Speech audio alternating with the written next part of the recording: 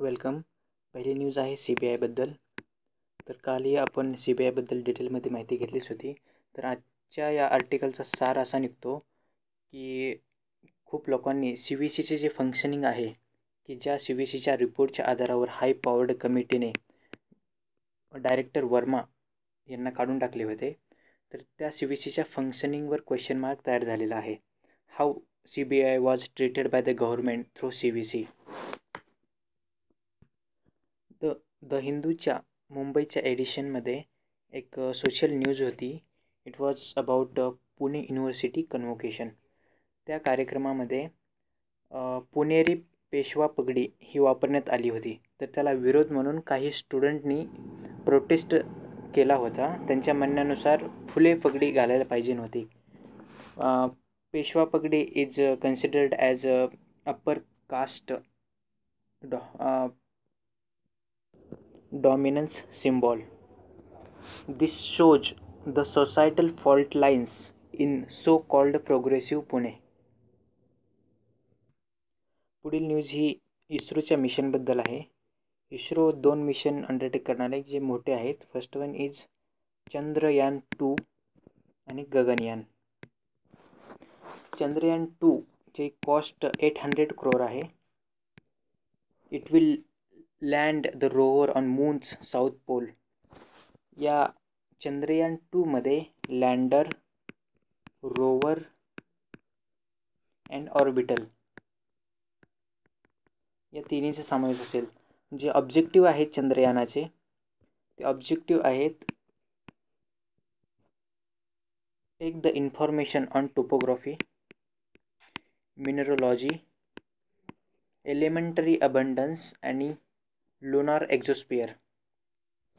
तर गगनयान जे आहे ते गगनयान लॉन्च जे करण्याचे व्हेकल आहे that will be GSLV Mark 3. It is cryogenic engine. Cryogenic इंजिनचा फरक असा असतो की ते जास्तीत जास्त weight it can uplift maximum weight.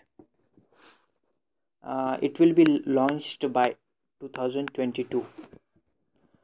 3 crew members, 3 astronauts पाठवले जाणार आहेत to height of 400 kilometre from the earth surface for 7 days.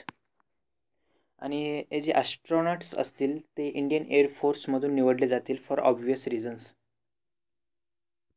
आणि याच्यासाठी new human space flight centre at Bangalore will be established. इस्रोचे चेअरमन आहेत K. Sivan. त्यांचं असं म्हणणं आहे की चंद्रयानामधून आपण असा भाग एक्सप्लोर करणार आहोत चंद्राचा की जो आधी कोणी केलेला नाही, आणि that is moon's south pole. आणि रिसेंटली जे चायनीज रोव्हर लँड झालेलं आहे E22 तेही साऊथ पोलच लँड झालेलं आहे. इस्रोच्याच PSLVबद्दल एक खाली आर्टिकल आहे.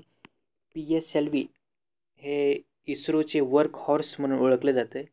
म्हणजे सर्वात सक्सेसफुल असं व्हेकल आहे. याच PSLVनेच चंद्रयान फर्स्ट, मंगलयान हे दोन्ही सक्सेसफुली करून दाखले होते. तर PSLV च्यामध्ये काही छोटेसे चेंजेस केले जाणार आहेत. ते म्हणजे it will get strap ons booster की जे ॲडेड थ्रस्ट देणार आहे PSLV व्हेकलला. Next article is about USA's pull out from सिरिया.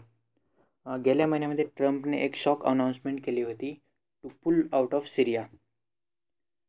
तर USAची सिरियामधील काय स्थिती आहे आणि बाकीच्या कंट्रीजची काय स्थिती आहे.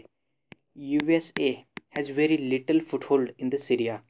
At the same time Russia has very stronger presence on the ground in the Syria. But रशियाची जी डिप्लोमसी आहे ती खूपच वीक आहे.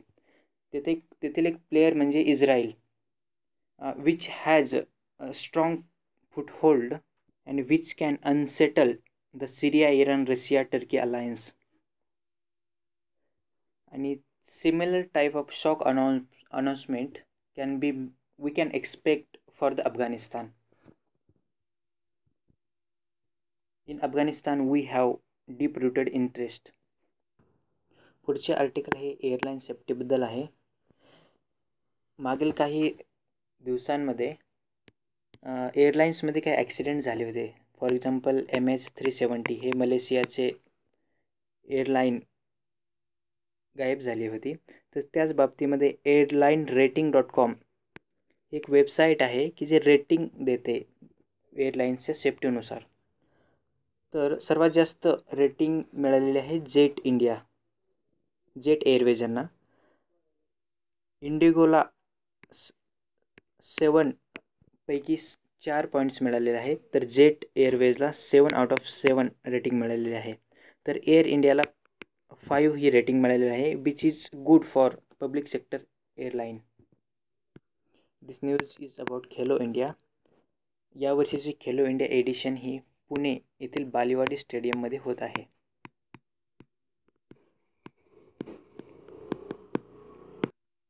पुढची न्यूज ही टेक्नॉलॉजीबद्दल आहे आणि अशा न्यूज फ्युचरमध्ये वारंवार येतीलच. न्यूज अशी आहे की AI proved better than human in detection of cancer. तर एक सर्विकल कॅन्सर आहे. सर्विकल म्हणजे लोअर पार्ट ऑफ युटरस.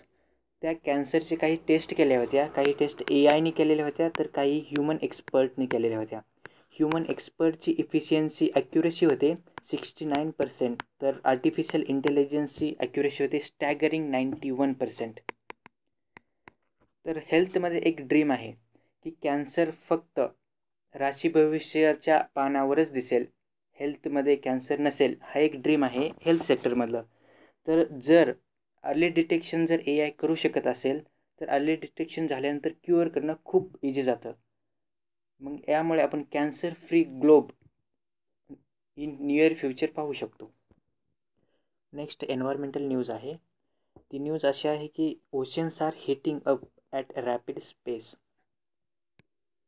तर एक वन लाईनर क्वेश्चन बनू शकतो की ग्लोबल वॉर्मिंगचा जो सिग्नल्स आहेत ते इजियर डिटेक्शन कुठं होईल, ओशनमध्ये होईल की सरफेसवर होईल?